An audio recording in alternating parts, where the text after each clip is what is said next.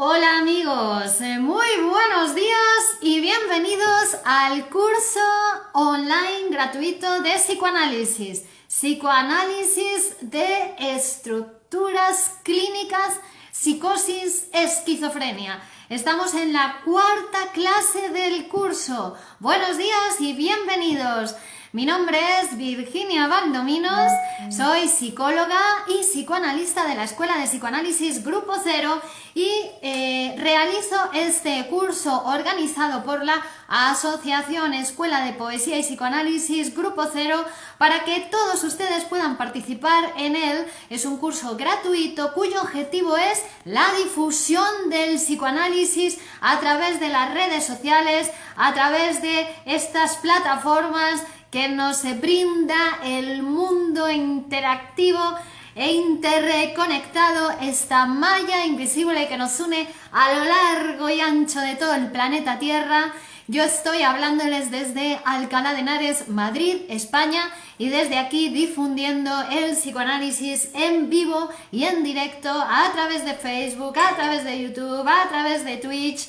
Así que, por favor, anímense, pasen y vean, tomen asiento y abróchense los cinturones porque comenzamos el viaje de hoy, el viaje de la cuarta clase del curso de psicoanálisis de estructuras clínicas. Buenos días, Dulce María. Buenos días, Cristina Rossi, que nos habla desde Montevideo, Uruguay. Buenos días, Teresa Arcel. Podéis poner desde dónde escribís y así todos nos ubicamos dentro de este planeta tan grande y tan pequeño a la vez, puesto que a pesar de tantos kilómetros de distancia, estamos aquí juntos en este tiempo y en este espacio dedicado al psicoanálisis y a la salud mental, porque es muy importante que todos cuidemos de nuestra salud mental. Buenos días, Wolfgang Cárdenas. Por YouTube también os estáis conectando a través de Twitch, podéis dejar vuestros mensajes en directo que yo los voy a ir leyendo aquí en la plataforma. ¡Qué alegre! Gracias, claro, la alegría. Buenos días, Karina Pereira, por YouTube. ¿Cómo no voy a estar alegre con esas posibilidades que nos brinda la vida y el psicoanálisis? ¿No? Porque es diferente, por supuesto, vivir con psicoanálisis a vivir sin psicoanálisis. Con psicoanálisis se vive mejor. Buenos días, Carlos Latorre desde Barcelona. Efusivos saludos. Buenos días, Carlos. Bienvenido. Buenos días a todos con esta alegría del psicoanálisis, con esta alegría de la poesía y con esta alegría de vivir este curso que estamos aprendiendo tanto de él y que vamos a seguir aprendiendo. Así es, muy importante, efectivamente, Dulce. Bueno, os animo a todos a compartir, yo voy a compartir también aquí en Facebook, pero os animo a todos a compartir porque cuando algo bueno se comparte con los amigos, con los familiares, con los amantes, las parejas, etcétera, lo vais a vivir mejor, vais a poder aprovechar más los contenidos. Arnold López saluda desde México, buen día. Manuel Díaz de Rivera saluda desde Madrid, Madrid presente, buen día Manuel.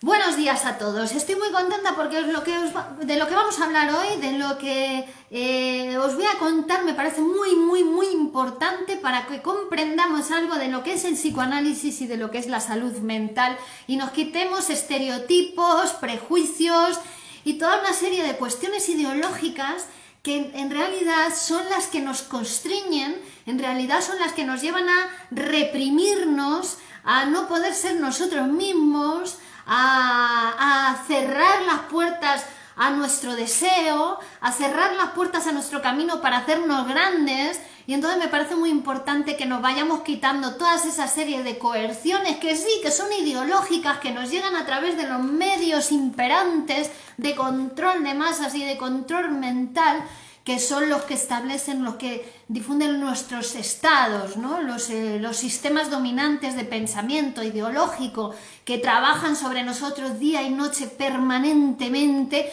para hacer de nosotros esos borregos sociales, ese rebaño que ahora tanto se decía, esto de la inmunidad de rebaño, es verdad, es que nos tratan como un rebaño y entonces ahí nadie puede crecer, nadie puede sobresalir porque en cuanto sobresales, ¡pah!, te cortan la cabeza, ¿no?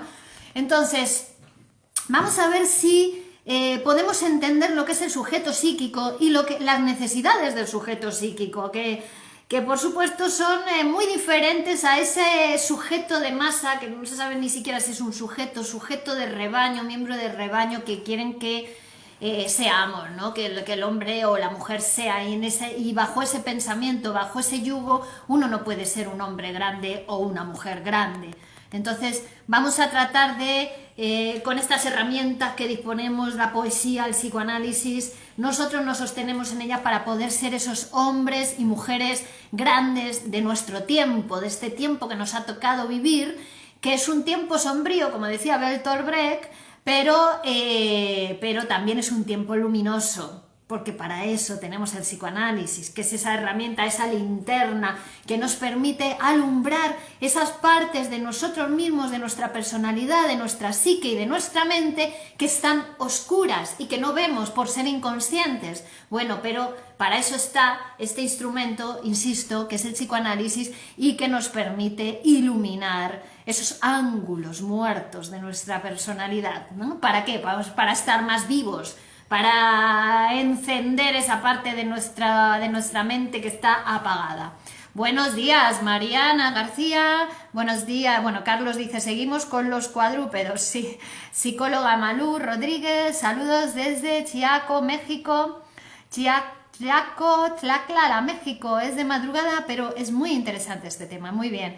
Miguel Iriarte, buen día. Cristina Rossi también ha compartido. Carlos Latorre ya ha compartido. Muy bien, gracias a todos los que estáis siguiendo también por YouTube, el directo. Vamos a comenzar, por tanto, y vamos a seguir hablando de la diferencia entre neurosis y psicosis, pero vamos a hablar, hoy vamos a recurrir a nuestro maestro, Miguel Óscar Menasa, y a Freud y Lacan hablados, que son toda esa colección. Buenos días, Clemons, amiga, compañera querida, qué feliz estoy, porque vamos a hablar de neurosis y psicosis. Va a hablarnos Miguel Óscar Menasa hoy de la neurosis y la psicosis. Y bueno, Menasa, ya sabéis que en esos libros, en los Freud y Lacan hablados, que estamos usando el 6 para este curso, lo que hace es transmitirnos esos conocimientos de que nos han legado Freud, que nos ha legado Lacan, que nos ha legado el psicoanálisis, siempre de esa manera tan brillante, ¿no? Y tan lúcida, que nos permite comprender y entender un montón de cosas, ¿no?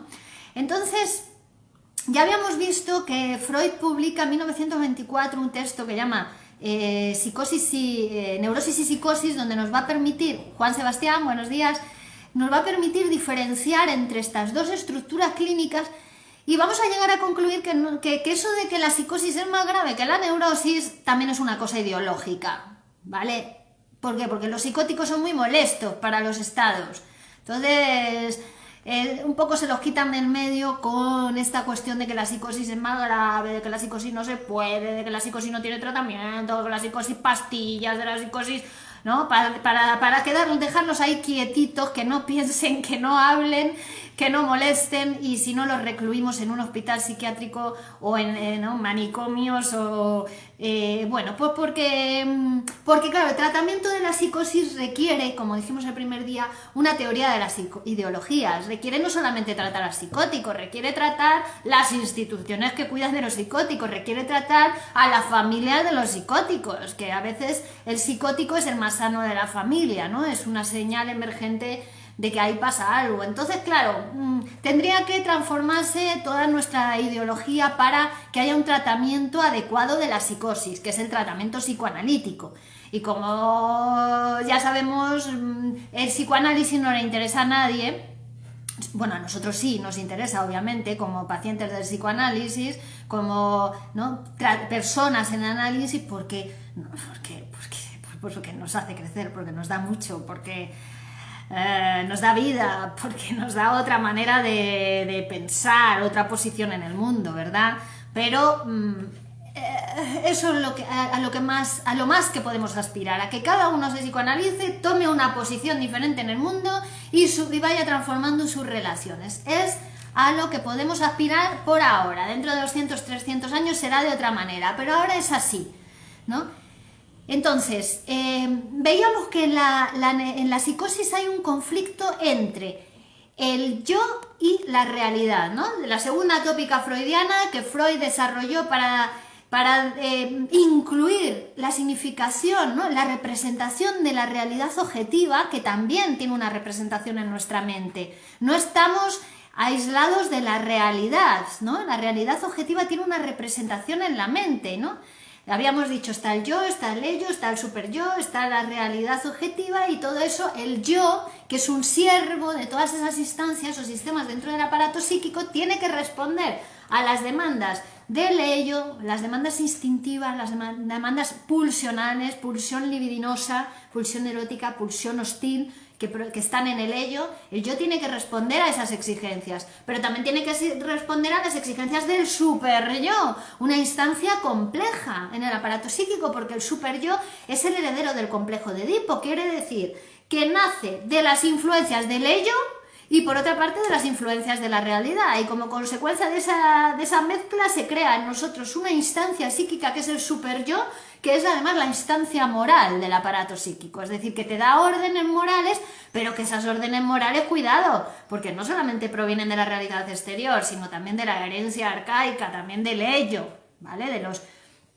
De los deseos incestuosos, de los deseos hostiles, infantiles, también están ahí representados en el superyo. También toma fuerza de ahí. Y por otra parte está la realidad objetiva material, que es la realidad, la que nos marca, ¿no? Si se puede, si no se puede, qué hay que hacer para conseguir algo. La realidad material exterior al sujeto, que también tiene representación en el aparato psíquico.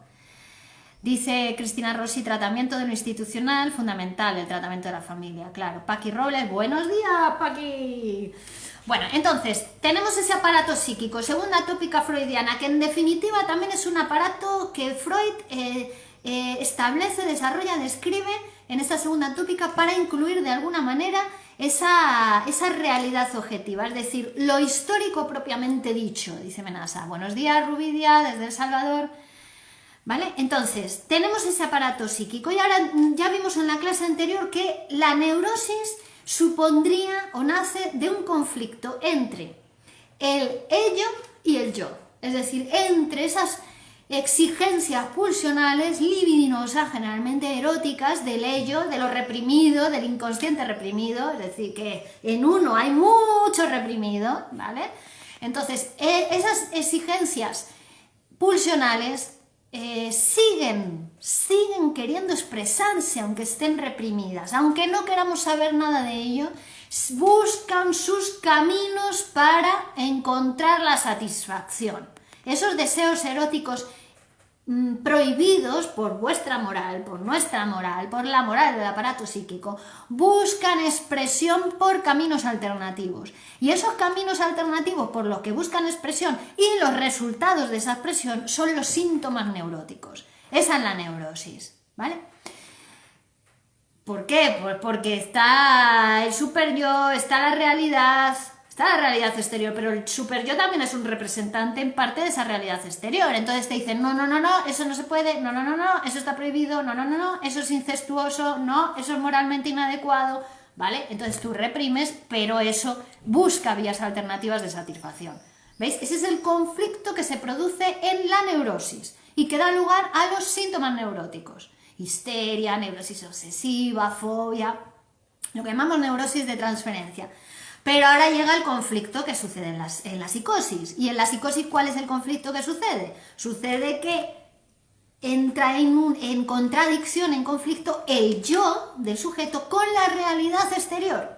Hay algo de la realidad exterior que se forcluye, que se rechaza, de lo que uno no quiere saber, ¿vale? Entonces, ¿pero qué pasa? En ese conflicto resulta que el sujeto rechaza algo de la realidad, queda como un agujero ahí en esa parte de la realidad, pero el sujeto en un segundo movimiento, ¿qué hace? Lo rellena, esa parte de la realidad que queda agujereada, la rellena el sujeto psicótico. ¿Con qué? Con sus deseos optativos provenientes del ello, con sus deseos inconscientes, es decir, va a verlo según quiere verlo, según su deseo, ¿vale? Rellena esa parte de la realidad, entonces reconstruye una nueva realidad a partir de sus deseos, el psicótico, ¿vale? Después vamos a ir contestando las preguntas. Es que es muy interesante lo que os quiero comentar, entonces voy a seguir avanzando, ¿vale? A ver, por aquí tenemos a Karina. Bueno, muy bien, buen día. Vale, entonces,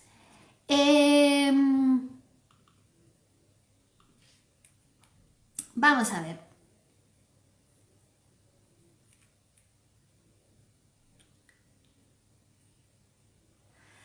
La psicosis entonces se da el conflicto entre el yo y la realidad.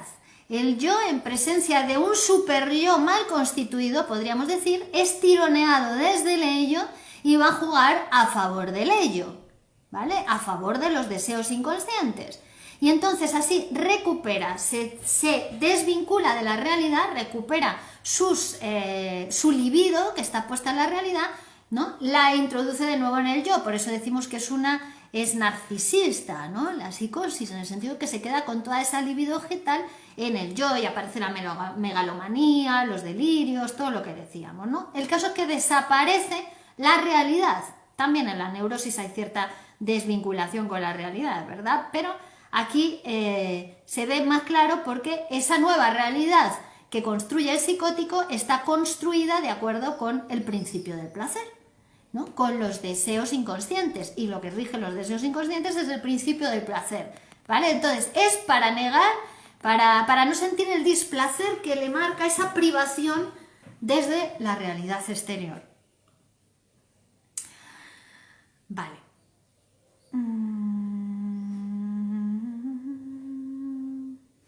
Es importante esto del superyo porque también va a haber una afección que ya hemos ido hablando de ella en otras clases, que es la melancolía, donde el conflicto principalmente se va a dar entre el superyo y el yo, ¿vale? Es decir, en la neurosis el conflicto se da entre el ello y el yo, en la psicosis entre el yo y la realidad, y en la melancolía se va a dar entre el superyo y el yo. El superyo es súper castigador con el yo hasta que lo mata, ¿no? En el caso del suicidio, ¿vale? Entonces vamos a ver que una son las neurosis, otras son las neurosis narcisistas, que le llama Freud a la melancolía, y otra sería la psicosis. Son tres estructuras clínicas diferentes. Bueno, en la psicosis, entonces, conflicto entre el yo y la realidad.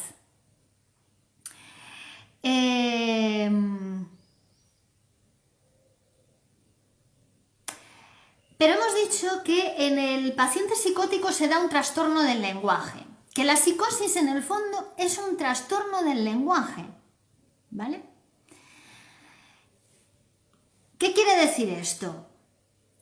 Quiere decir que el psicótico en su aparato psíquico, en ese lugar donde tendría que estar la palabra mesa, por ejemplo, en el psicótico no está la palabra mesa, está la mesa, ¿vale? ¿No? No está la palabra. Habíamos dicho que al psicótico le cuesta mucho la polisemia de las palabras, aceptar que una palabra tiene diferente significado, aceptar que algo es diferente a lo que le dijo su mamá, ¿no? Donde tendría que estar la palabra mesa, está la mesa. Es decir, no separa la palabra de la cosa, el psicótico, ¿vale? Confunde la palabra con la cosa.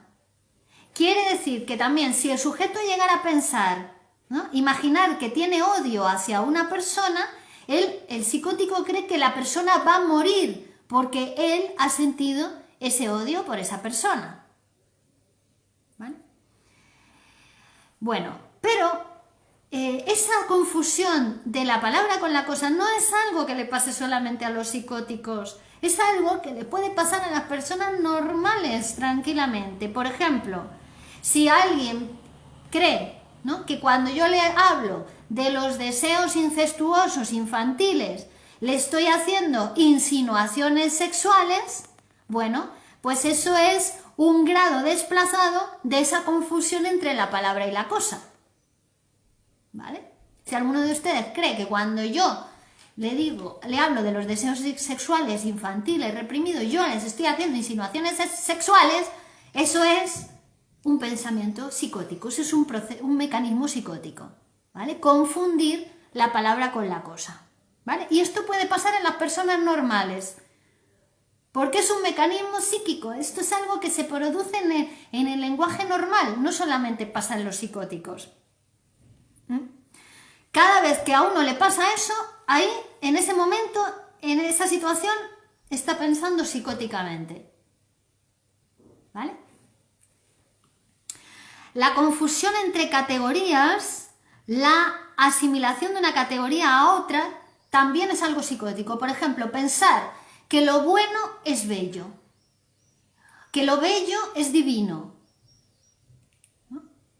Eso es una producción delirante del sujeto.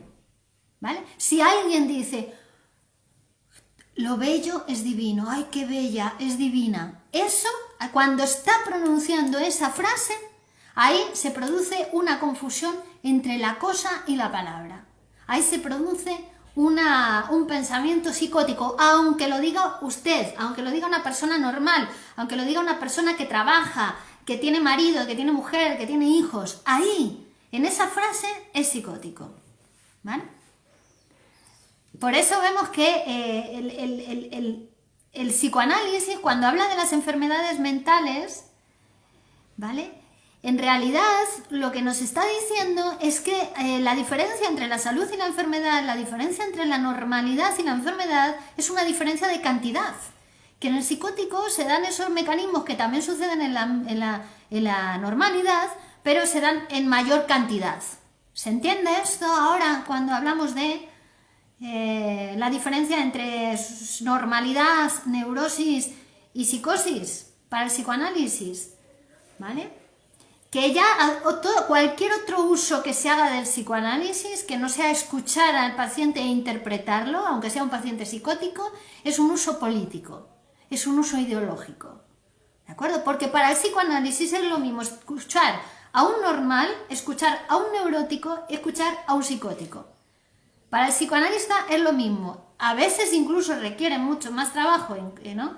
Psicoanalizar a un normal, a un poeta, por ejemplo, que a un psicótico. Para el psicoanalista es lo mismo escuchar el delirio que escuchar un poema de un poeta que trae a psicoanalizar. ¿Vale? Es el mismo trabajo, es lo mismo, es un sujeto en análisis. Y esto es muy importante. Después también había una corriente terapéutica de ir equiparando el tratamiento psicoanalítico de las neurosis con el de la psicosis, ¿no? Primero porque apenas hay diferencia, ¿no? Es una diferencia en la producción, de psicosis o neurosis. Y además porque las neurosis están plagadas de cortes psicóticos, dice Menasa, ¿no? Como por ejemplo esto que hemos dicho, confundir lo bueno con lo bello, o lo bello con lo divino. Eso es un corte psicótico en la neurosis, ¿vale? O confundir una explicación con una insinuación, o confundir una seducción con una hostilidad, ¿no? Te tratan de seducir y tú lo sientes como algo hostil, o te están explicando algo y tú lo sientes como una seducción, o confundir al psicoanalista con la madre. Eso también es un corte psicótico en la neurosis, ¿ven? O sea, la neurosis está plagada de cortes psicóticos, por lo tanto, el tratamiento de la neurosis no puede ser muy distinto del tratamiento de la psicosis. Luego, claro, aquí decían, nos preguntaba Miriam, no simboliza, la representación se convierte en la cosa, ¿vale? Nos decía Cristina Rossi, que luego... y Miriam, pero entiendo lo que simboliza, ¿vale? Bueno, vamos a hablar de eso, de los niveles de perturbación del proceso simbólico, ¿no? Se dice, los procesos psicóticos tienen alterado el lenguaje, pero claro, no se ha explicado bien esto del trastorno del lenguaje que se produce en la psicosis, ¿vale? Porque es un verdadero trastorno del lenguaje, ¿no? Por ejemplo, dice... está respirando tan fuerte cuando en realidad es el viento, es el ruido del viento que sopla en el tejado, ¿vale? Y el tipo dice, está respirando tan fuerte. Bueno, ¿eso se puede considerar un trastorno del lenguaje? ¿Vale? Por ejemplo, alguien puede pensar que el lenguaje está trastornado cuando comete un fallido. En vez de decir una cosa, en vez de decir lo que quería decir, dice, se equivoca, comete un lapsus y dice otra cosa, ¿no? ¿Vale? No lo puede considerar un trastorno del lenguaje. Pero ¿qué pasa en el lapsus? Por eso es tan importante también para el psicoanálisis, que cuando cometemos un lapsus se hace visible que cuando nosotros hablamos hablo yo y habla el otro, o sea que somos dos, que estamos divididos, que está la conciencia y está el inconsciente, que cuando yo hablo estoy hablando yo, pero también habla el otro en mí, también habla el deseo inconsciente en mí, el otro con mayúsculas, el otro del lenguaje, ¿vale? Lo que pasa es que no nos damos cuenta, es invisible normalmente en nosotros, ¿no? Hablamos y creemos que somos un yo indivisible, pero no. Somos un sujeto dividido, entonces hablo yo y habla el otro. Cuando cometo un fallido, ¿qué pasa? Que eso se hace visible, ¿no? Se hace visible de que somos dos, de que hablo yo, pero el que comete, mi inconsciente se muestra en el acto fallido, se muestra en el lapsus, ¿vale? Entonces ahí aparece que hablo yo y habla el otro. Se hace visible. Bueno, pero eso es un lapsus, no hace falta delirar para darse cuenta en el discurso donde yo hablo que habla yo y habla el otro. ¿Vale? Eso es un trastorno del lenguaje. Por ejemplo, dice Menasa, trae un ejemplo, dice, un trastorno común del lenguaje. Por ejemplo, en un grupo terapéutico, una paciente le pregunta a uno de los psicoanalistas, le dice, ¿y yo qué dije la vez anterior? Y el psicoanalista le dice, usted dijo las dos cosas. Y entonces el paciente lo mira y le dice, usted siempre queriendo quedar bien con todo el mundo. Bueno, eso es un trastorno del lenguaje, dice Menasa, psicótico, ¿no? Aunque sea una persona que trabaja, sea una persona sana, sea una persona totalmente normal, que tiene novio, que estudia, que va a la fábrica, ¿vale? Esas son las situaciones analíticas, ¿vale? Entonces, si ahora vamos a la vida normal, si van a sus vidas, a cada una de sus vidas, van a encontrar toda una serie de escenas donde ustedes pierden el control de su propio lenguaje, ¿no? Donde hay alteración del lenguaje, donde hay alteración psicótica, ¿vale? El lenguaje habla por ustedes, lo que le pasa al psicótico, ¿no? Está invadido por el lenguaje, por la realidad, ¿no? Hay ciertos trastornos funcionales, ¿vale? Que son trastornos del lenguaje. Por ejemplo, veo a una persona a la que deseo mucho, ¿vale? Y cuando la voy a abrazar, me desmayo. Eso es un trastorno funcional. Una persona a la que deseo mucho y cuando la voy a abrazar, cuando voy a tener una relación sexual, me desmayo. O, ¿no? El vaginismo. El vaginismo es un trastorno del lenguaje, ¿no? Porque en el vaginismo, ¿qué pasa? La mujer siente deseo. La mujer siente ganas de tener el acto sexual, ¿vale? Pero cuando va a tener el acto sexual, en vez de la vagina lubricarse, en vez de la vagina dilatarse, ¿no? Relajarse para el acto sexual, ¿qué pasa? Se contrae, ¿no? Eso es un lapsus, es un destiempo. Ahí hay dos, la que quiere el acto sexual y la que no quiere, la que se contrae, ¿no? El lapsus, el destiempo, ese es un trastorno del lenguaje. Claro, ¿por qué? Porque hay un destiempo, la corriente del deseo es hacia la realización del acto sexual, pero algo pasa, algo se interfiere, ¿vale? Y hace que la vagina se contraiga. Trastorno funcional, no es nada físico, es una cosa funcional, es una cosa del lenguaje en esa persona, hay un destiempo. El impotente tiene tendencias al acto sexual, quiere tener el acto sexual, pero entonces comete un lapsus cuando aparece eso que desea. Aparece la mujer, quiere tener el acto sexual, ¿vale? Pero tiene destiempo, en lugar de producir vasodilatación, produce vasoconstricción. ¿Vale? Eso es un trastorno funcional del lenguaje, eso es un lapsus. ¿Ven? El lapsus no solamente se comete en el lenguaje, también se comete en la genitalidad.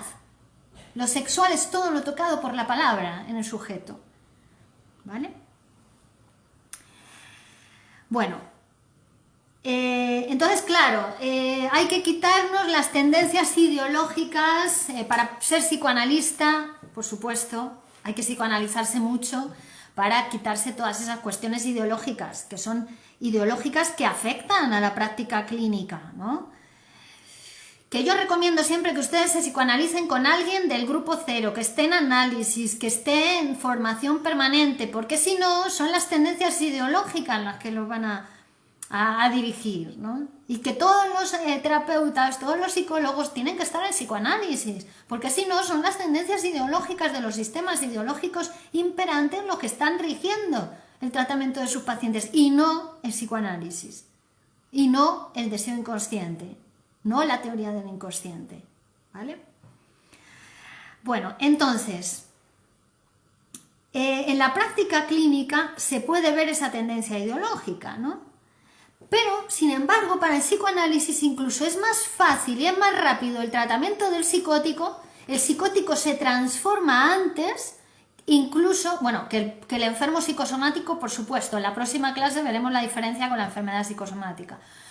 Pero muchas veces incluso antes que el neurótico. Cuidado, ¿no? Porque cuando Freud está investigando por primera vez la psicosis y dice que es muy difícil porque el psicótico tiene toda la libido en el yo, la ha retirado de los objetos, es la primera aproximación, ¿vale? Pero el psicoanálisis ha seguido trabajando desde esa aproximación que hizo Freud, y ahora sabemos que el tratamiento de la psicosis para el psicoanálisis es a veces más fácil, más rápido que para la neurosis, y por supuesto mucho más rápido que para los enfermos psicosomáticos, ¿vale?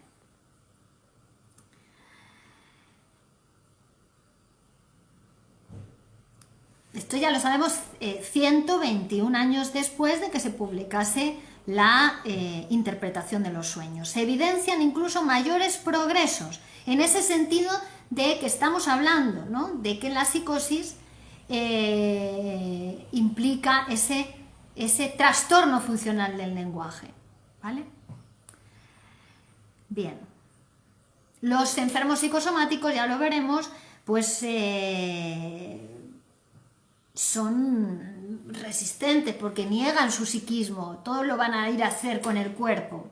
El psicótico no, ¿vale? Es más fácil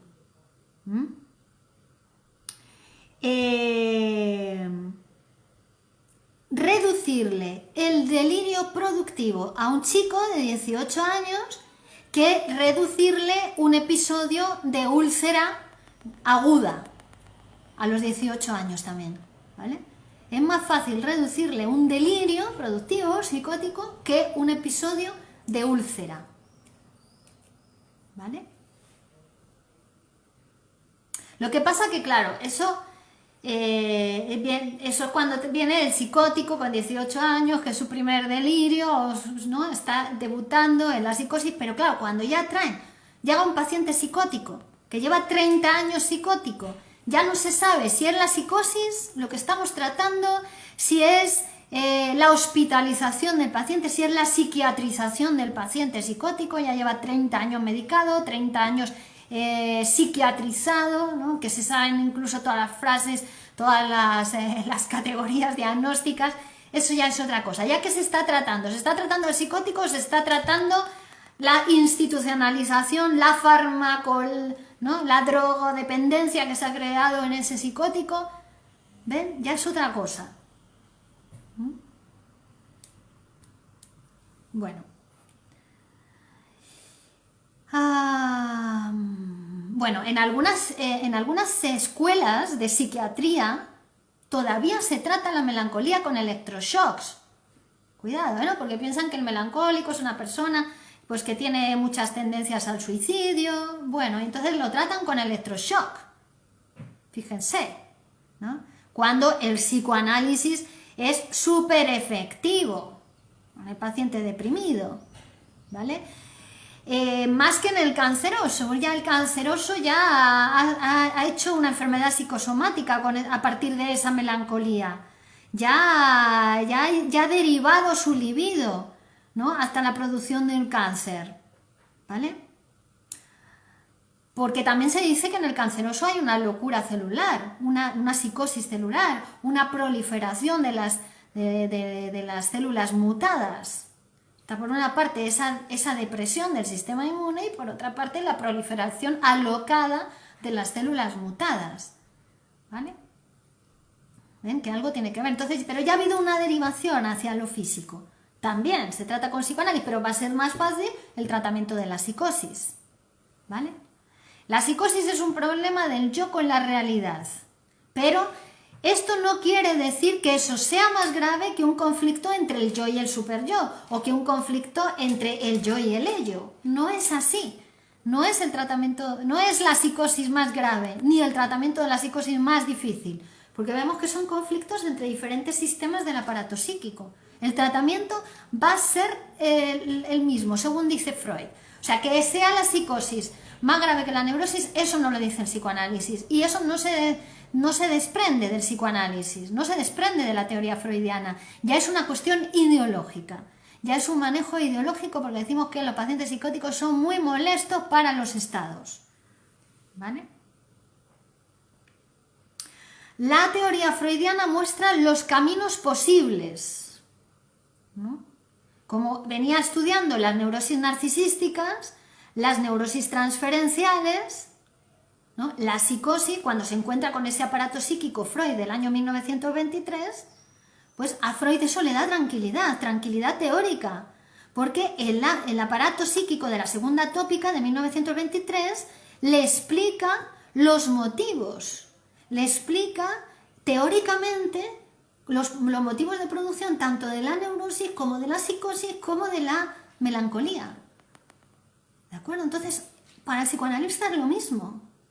Es un conflicto psíquico entre diferentes sistemas del aparato psíquico y lo va a tratar con psicoanálisis de la misma manera, la misma escucha, ¿vale?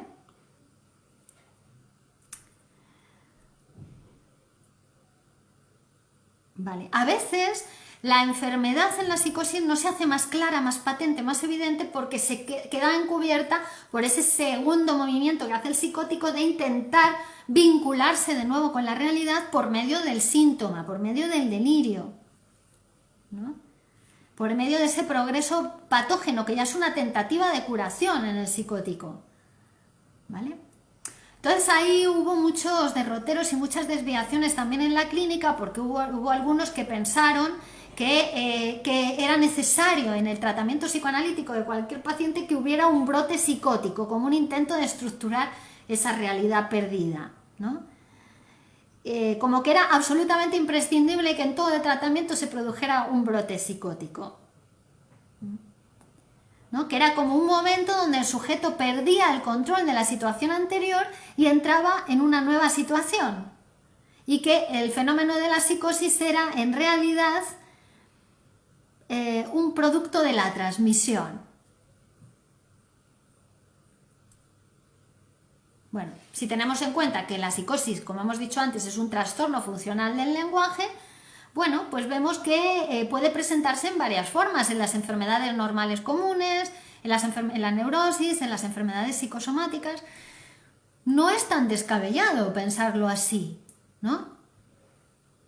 En el sentido de que el brote psicótico sería como una condensación de todos esos microprocesos psicóticos que acontecen en todos nosotros, que acontecen en la normalidad y que se hubieran condensado y ahí se hubiera producido lo que se llegó a llamar el gran brote psicótico, ¿no? Que sería como, en vez de una neurosis de transferencia, que es la que se produce en el tratamiento del neurótico cuando entra en transferencia con el analista, es decir, la neurosis, la enfermedad queda sustituida por esa enfermedad artificial que se produce ahora en el tratamiento psicoanalítico, pues también incluso podríamos llegar a hablar casi de una psicosis de transferencia, ¿no? Ahora, pero claro, es distinto hacer el brote, lo que es en la realidad, en la vida del sujeto, a hacer el brote en el tratamiento analítico, en esa situación artificial de laboratorio que sería la situación psicoanalítica, ¿no? La relación transferencial con el analista.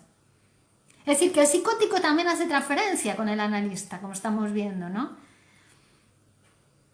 En esa situación. Entonces, ese brotarse, ese tener trastornos del lenguaje, pues es algo absolutamente normal, que en realidad nos muestra, más que normal, corriente. No es que sea normal, normal no es corriente, es habitual, ¿no? Y que nos muestra cómo funciona nuestro aparato psíquico, ¿de acuerdo? En el inconsciente, ¿cómo funciona nuestro aparato psíquico en el inconsciente? Volvemos a recordar que somos dos, que estamos divididos, que somos un sujeto de la conciencia y también somos un sujeto inconsciente.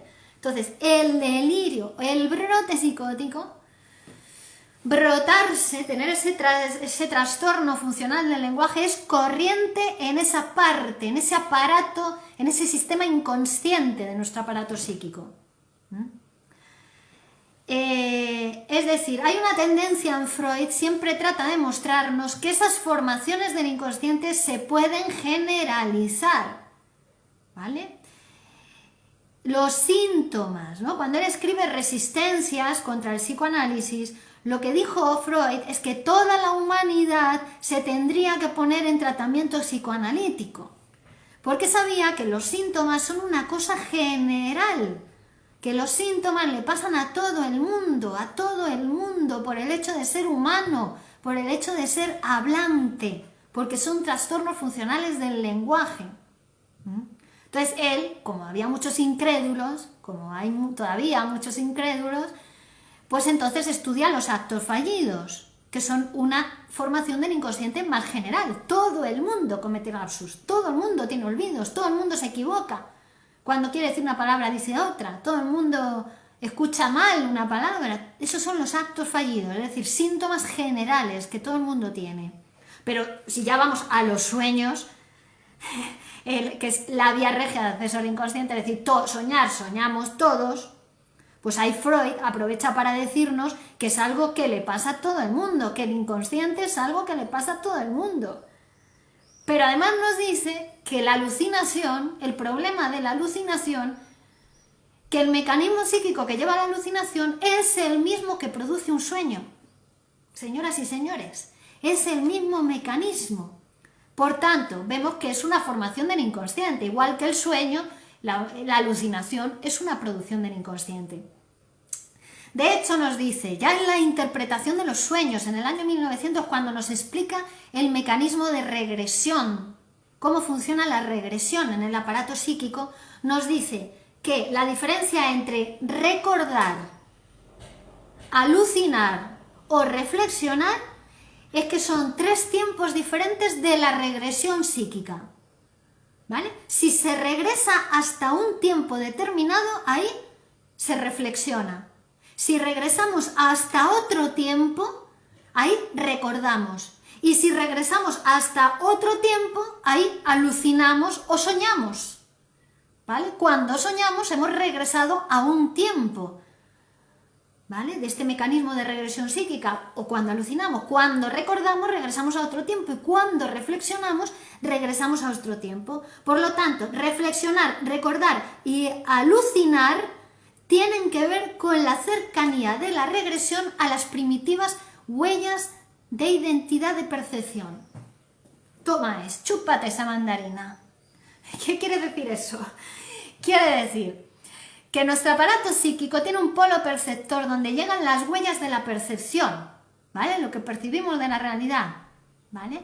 Y que eso va a quedar, no queda en nuestro sistema perceptual, desaparece de nuestro sistema perceptual, pero queda una huella en nuestra memoria, ¿vale? Cuando nosotros intentamos acercarnos mucho a esa huella de memoria, ahí se produce el sueño, la alucinación. O mejor dicho, cuando soñamos, hay un intento de llegar de nuevo a esa huella perceptual, o en el sueño también. Cuando recordamos, regresamos un poquito hasta esa huella perceptual, pero diferenciamos perfectamente en que eso es un recuerdo, ¿no? Y cuando reflexionamos también vamos a otro tiempo en relación con esa huella de identidad, con esa huella de percepción, ¿vale? Es un camino intermedio de la reflexión, en ese proceso de regresión hasta la identidad de percepción. Cuando alucino casi toco la identidad de percepción, ¿vale? Pero son mecanismos normales de funcionamiento del aparato psíquico. Entonces, hacer una diferencia muy notable entre neurosis y psicosis nos hace entrar, como decíamos, en un campo estrictamente ideológico, del cual el psicoanálisis siempre se ha querido apartar, ¿vale? Porque dijo Freud, espero que no confundan el psicoanálisis con un método terapéutico, ¿vale? Del psicoanálisis se desprende un método terapéutico que es el que nosotros aplicamos en nuestras consultas y que gracias a él ustedes se pueden psicoanalizar o todos nos podemos psicoanalizar. Pero Freud siempre quería alejarse de que el psicoanálisis se redujera únicamente a una terapia, porque el psicoanálisis es mucho más que una terapia, es una ciencia, es una disciplina psicoanalítica, es un nuevo continente teórico, es una manera diferente de entender al ser humano, de entender el funcionamiento mental y entender todo lo que nos pasa en nuestra vida. El sistema óptico, dice Manuel, efectivamente, el sistema óptico, claro, que Freud trajo ese sistema cuando le escribía a Flies, cuando le explicaba a Flies cómo funciona ese aparato psíquico, ¿vale? Él dice, el aparato psíquico es como una especie como si hubiera una serie de reflectores, de capas reflectoras, de espejos, ¿no? Y entonces, cuando entra la luz, para pasar de un espejo a otro espejo se producen refracciones, ¿vale? Eso es lo inconsciente en el aparato psíquico, esas deformaciones, ¿vale? Es decir, o mejor dicho, esos cristales, la imagen distorsionada, distorsionada sería nuestra conciencia, siempre está distorsionada nuestra imagen, ¿vale? Pero está en lo inconsciente.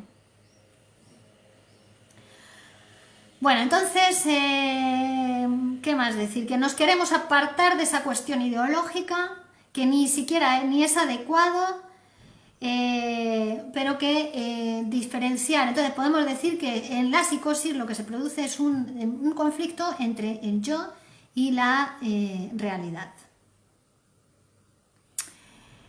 Bien. Cuando el paciente entra en el tratamiento psicoanalítico, por tanto, decimos que es un paciente en análisis, ¿vale? Y que entonces cuando el paciente llega, por ejemplo, ya está en análisis, dijimos, ya es un paciente en análisis, ya es capaz de adquirir un cierto compromiso, de tener unos límites, de pactar, si es capaz de pactar un precio, de pagar o convencer a alguien para que le pague el tratamiento, no es un psicótico, ¿vale? Claro, y es interesante que el paciente psicótico se psicoanalice, porque es una forma diferente, ¿no? Ya no es entrar en el manicomio, ya no es entrar en la cárcel, ya está en psicoanálisis, ¿vale?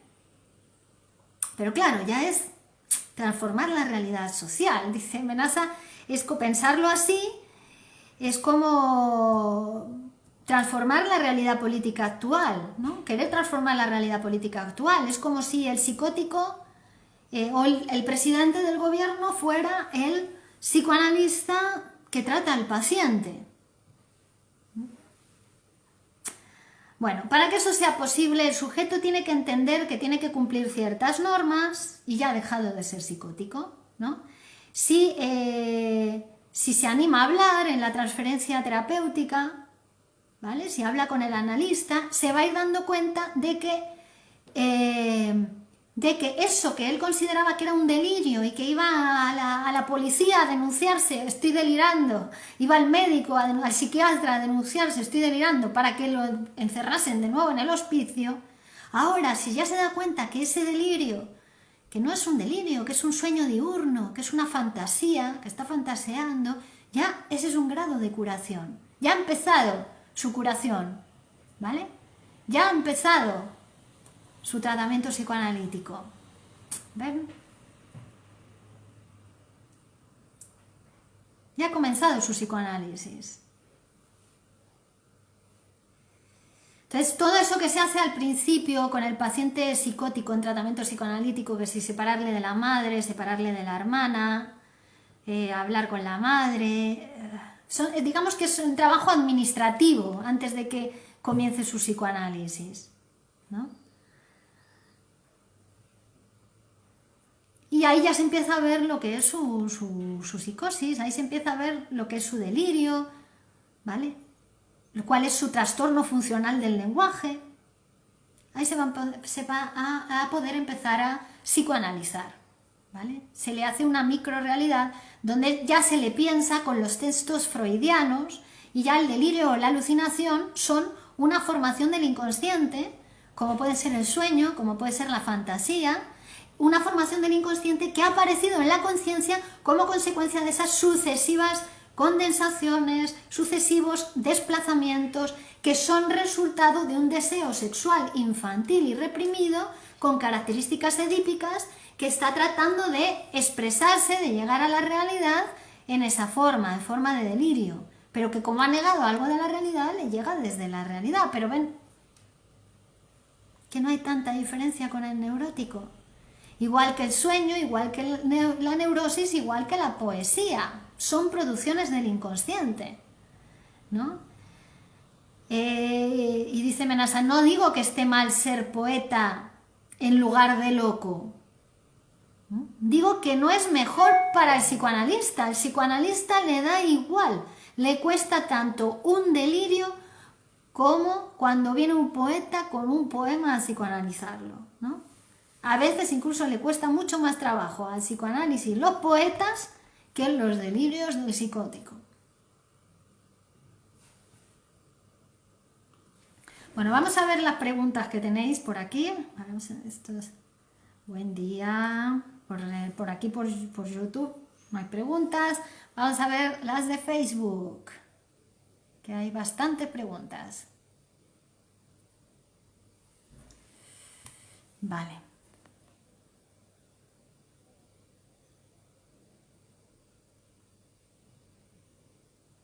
Miriam, gracias. Cava Vitorales, buen día. Cristina Rossi, muy interesante eso de lo ideológico. Claro, claro. Claro, es que la ideología nos llevará unos siglos, pero será ideología psicoanalítica en unos cientos de años, ¿no? Será diferente. Porque no se puede vivir sin ideología, pero la ideología se va transformando de acuerdo con los descubrimientos científicos. Pero primero va la poesía, luego va la ciencia y por último va la ideología, ¿vale? En ese proceso de transformación. Por ejemplo, esto es de muerte divina, dice Dulce María. ¿Te refieres a lo de confundir lo bello con lo divino? Bueno, ya si confunden la muerte con lo divino, pues fíjate. Sí, eso es bastante psicótico. Cristina Rossi, transferencia, cuando el psicótico nos confunde con su madre. Bueno, pero si ya es en análisis, ya ha de ser interpretado, debe ser interpretado, ¿vale?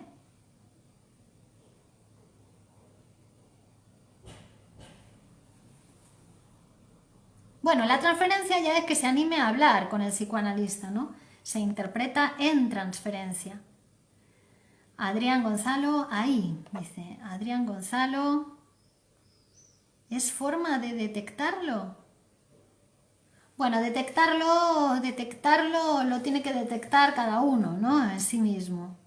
El psicoanalista lo va a detectar en el análisis cuando comete el lapsus, el analizando, cuando cuenta el sueño, cuando repite.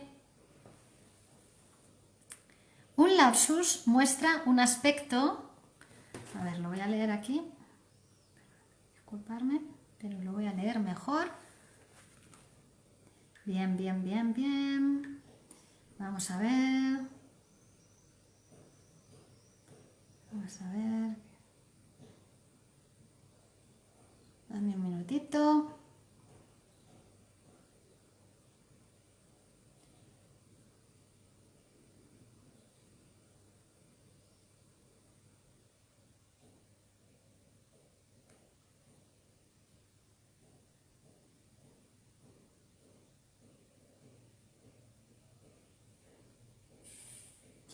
A ver.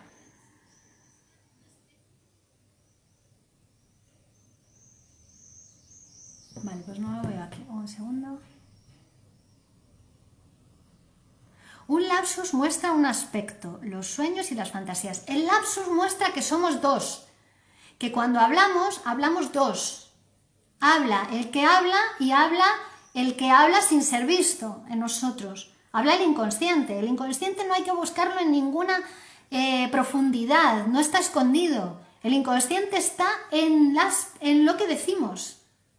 Está cada vez que hablamos, pero hace su aparición, aparece y desaparece, es evanescente, ¿no? Se abre y se cierra. Hace su aparición cuando cometemos el lapsus, cuando cometemos el fallido, ¿vale?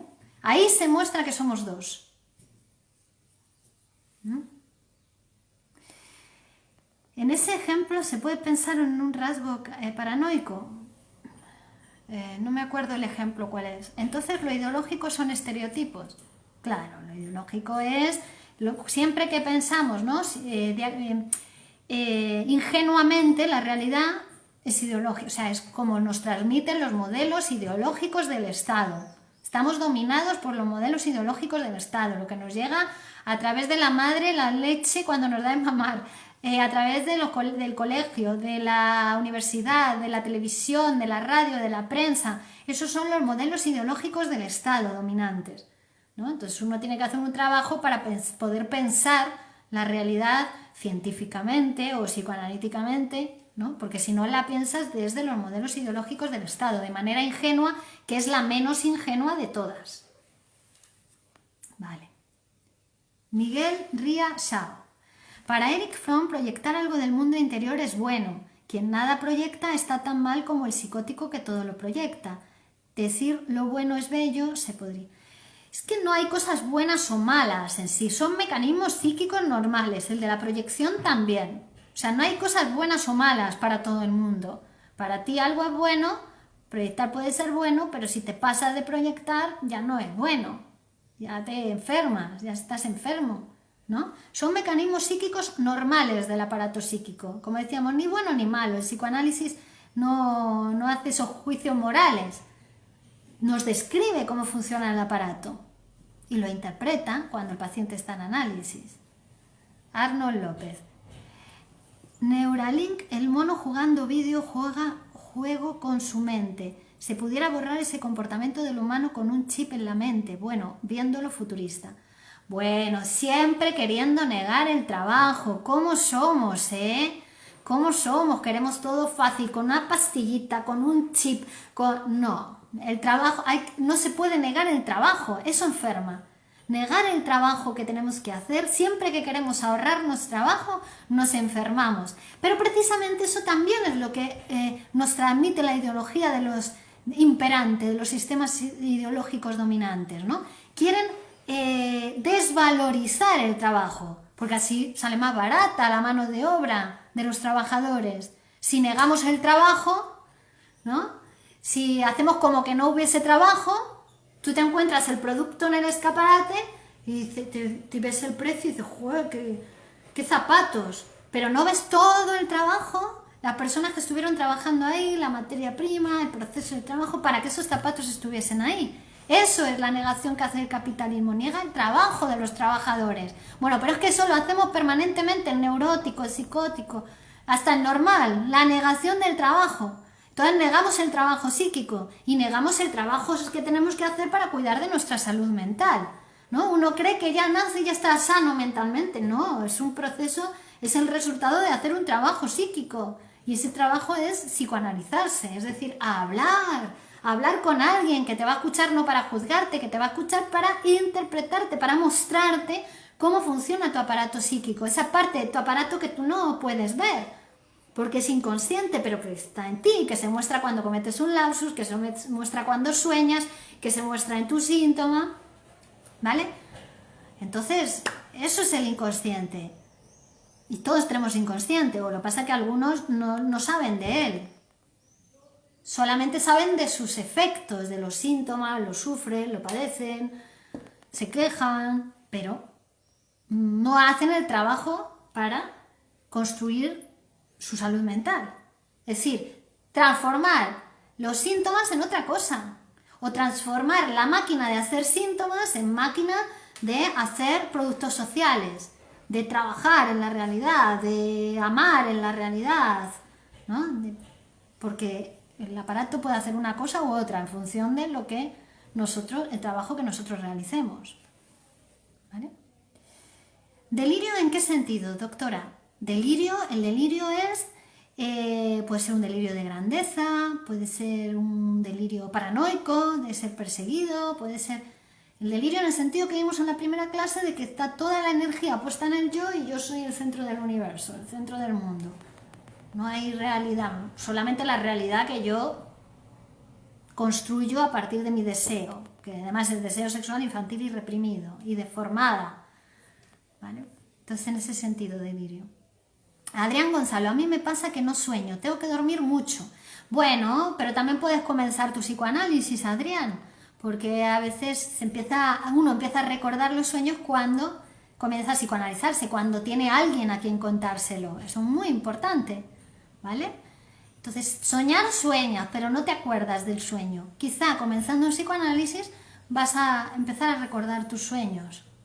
Manuel Díaz, esa mandarina es el esquema óptico. Carlos Latorre, un sujeto que califica de borricos a todos los hombres como si los conociera a todos y que te dice tanta gracia a ti, se nota que conoce bien a los cuadrúpedos.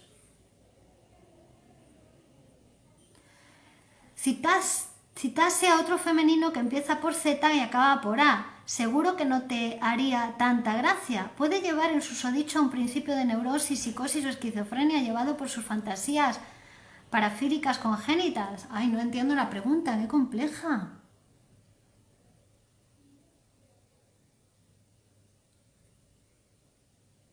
No la entiendo, Carlos, perdona. Miguel Riaso, Friedrich Reichmann afirma que el psicótico no recuerda bien su pasado y que lo idealiza demasiado.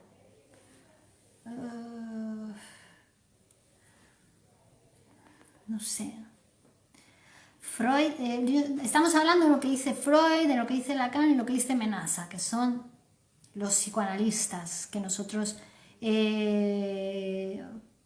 que nosotros estudiamos, es decir, que son los que han establecido ese continente científico que es el psicoanálisis.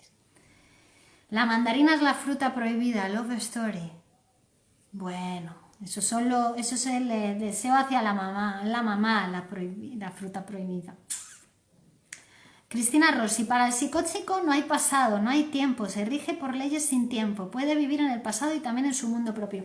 Lo que pasa es que en el inconsciente no hay tiempo, eso es lo importante. Claro, el psicótico, como está regido por el principio del placer, pues no tiene tiempo, es verdad, o vive, bueno, aparentemente, porque no es psicótico el 100% del tiempo, ¿vale? También es normal, no se puede ser loco el 100% del tiempo, hay algún momento de lucidez. Pero lo que no tiene tiempo es el psicoanálisis, el psicoanálisis porque maneja el tiempo del inconsciente, ¿no? El inconsciente no tiene tiempo, o tiene otro tiempo diferente, no es el tiempo cronológico, no es el tiempo del reloj, es el tiempo de la interpretación, es el futuro anterior, es por aprecup que producimos el inconsciente, por interpretación, es decir, a partir de sus efectos, como el inconsciente no lo podemos ver tal cual es a partir de sus efectos. ¿Se cortó el audio en YouTube, Karina? ¿Se escucha o no? Bueno, es a partir de sus efectos, por tanto, ¿vale? Que que tenemos, que podemos saber del inconsciente, que podemos interpretar el inconsciente a partir del sueño, a partir del lapsus, a partir del síntoma, a partir de la repetición, ¿vale? Entonces, el inconsciente no tiene tiempo, es verdad, conviven todos los contenidos de nuestra mente a nivel inconsciente. Dulce María, sí, como la muerte, sí, gracias, la fruta prohibida es el conocimiento, dice Arnold López. Adrián Gonzalo, a mí me pasa que tengo que dormir mucho, vale, ya lo hemos visto. Manuel, ¿cuánto mayor es la resistencia? Cuanto mayor es la resistencia, más se da en el analizado la repetición. Bueno, la repetición es un concepto que tiene su complejidad, ¿vale? Y es un intento de reelaboración. Podría ser, es una cuestión para estudiar, Emanuel. En el curso de Lacan lo vamos a ir viendo. ¿Cómo sé que un psicoanalista objetivamente tiene su consciente e inconsciente en condiciones para ejercer su profesión y tiene su salud mental suficientemente real y no padece ningún tipo de neurosis, psicosis, etcétera, si solo habla el paciente? Gracias por contestar a todas mis preguntas, es decir, a ninguna. Oh, Dios mío, Carlos, estás forcluyendo la realidad, no estás escuchando las respuestas. No es que no te esté contestando yo, es que tú no estás escuchando las respuestas. Un psicoanalista debe estar en psicoanálisis y debe estar en formación permanente. Y yo creo que usted a los psicoanalistas del Grupo Cero los escucha mucho. Otra cosa es que en su tiempo de análisis solo hable usted. Arnold López, programación neurolingüística. Eso para usted, Arnold. No es negación, es lo que hace Elon Musk. ¿Vale? Muy bien, usted por la programación neurolingüística, nosotros por el psicoanálisis. ¿No se debería apartar un psicoanalista que tiene muchos amigos en las redes sociales? ¿No se debería de apartar un psicoanalista? Sí, claro. Recluirse en un manicomio.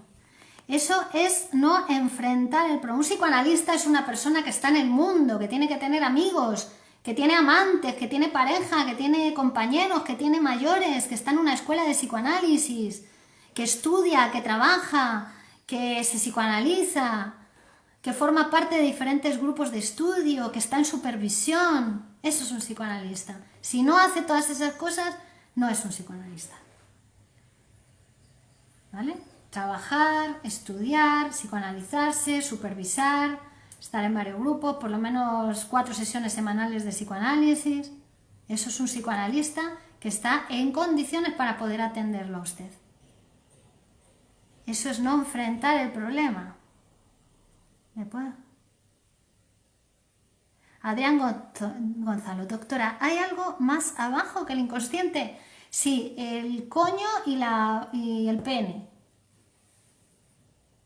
Miguel Ríos, ahora entiendo, es paradójico. El psicótico evita su pasado doloroso y a su vez vive en él. Qué interesante. Es muy fácil de entender mi pregunta, solo hay que saberla leer. Claro, usted, Carlos, en vez de admitir que su pregunta es que ha mezclado varias cosas, me dice que yo no sé leer. ¿Ve? Eso es un poco raro, ¿no le parece? Me cambié a Facebook, estaba cortado. Sí, Virginia. Vale, Karina, luego arreglamos. Ah, bien, no voy tan mal, dice Adrián. Bueno, muchísimas gracias. Hemos terminado de responder a las preguntas. Continuamos entonces en la próxima clase. En la próxima clase 5 del curso vamos a ver diferencia entre neurosis, psicosis y enfermedad psicosomática. Así que no se la pierdan.